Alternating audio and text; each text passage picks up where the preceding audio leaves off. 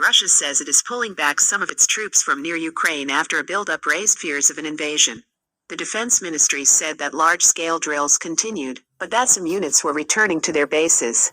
There has been no independent confirmation of the withdrawal, and international powers have reacted cautiously to the announcement. More than 100,000 Russian troops have massed at Ukraine's border. Russia has always denied it is planning an attack. Russia has deep cultural and historic ties with Ukraine, and has been seeking guarantees it will not join the NATO military alliance, something the bloc has refused to promise. Troops began gathering in large numbers last November, bringing increasingly dire warnings about Russia's intentions. In recent days the U.S. warned an invasion could be imminent, and moved its embassy out of the capital Kyiv. NATO said the Russian announcement gave cause for cautious optimism, but that they had not seen evidence of de-escalation on the ground. In its statement, Russia's defense ministry said it was withdrawing some of the troops conducting exercises in military districts bordering Ukraine. A number of combat training exercises, including drills, have been conducted as planned, Defense Ministry spokesman Igor Konashenkov said.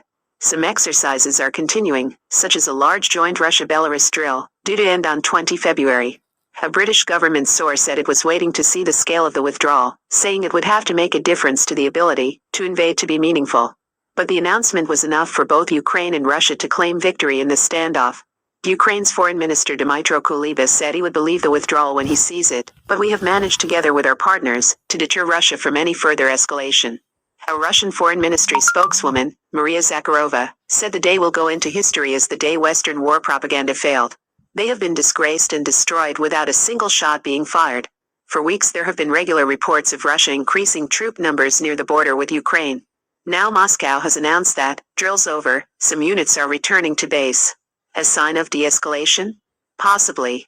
But caution is required. The number of troops packing up and moving back is unclear.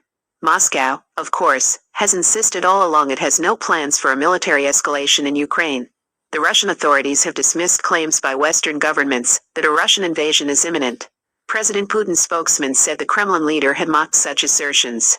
Sometimes Putin even jokes about it, Dmitry Peskov told journalists. He asks us to check whether they in the West have published the exact time that war will start. In another development, the Russian parliament has voted in favor of asking Mr. Putin to recognize the two self-declared republics of Donetsk and Luhansk in eastern Ukraine as independent. Russia has granted citizenship to at least 720,000 people in the two areas, which are in the Donbas region, where Russian-backed separatists have been fighting Ukrainian forces since 2014. But if Mr. Putin were to approve the decision and recognize the two breakaway regions, it would violate peace agreements. If that happens, that will be a blatant violation of Ukraine's territorial integrity and sovereignty once again, because there is no doubt that Donetsk and Luhansk are part of Ukraine within internationally recognized borders, NATO Secretary General Jens Stoltenberg told reporters in Brussels. Meanwhile, Germany's Chancellor Olaf Scholz is in Moscow for talks with President Putin as part of diplomatic efforts aimed at warding off a potential crisis. Mr. Scholz has faced criticism for his response to the tensions.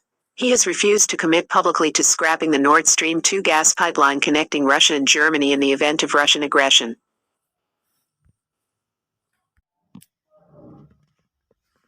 Russia says it is pulling back some of its troops from near Ukraine after a buildup raised fears of an invasion.